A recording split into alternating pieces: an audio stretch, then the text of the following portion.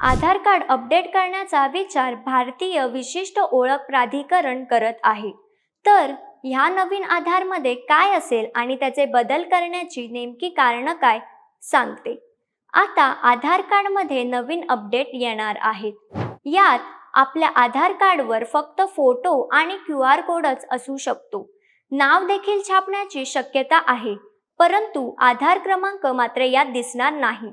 हा QR code custom app किंवा UIDAI प्रमाणित टूल वापरून नागरिकांना ही माहिती ऑनलाईन पडताळता येईल। आधार कार्ड प्रतींचा गैरवापर रोखण्यासाठी हे नवीन नियम तयार केले जात आहे, असे UIDAIचे CEO भुवनेश कुमार यांनी एका ऑनलाईन परिषदेत सांगितले।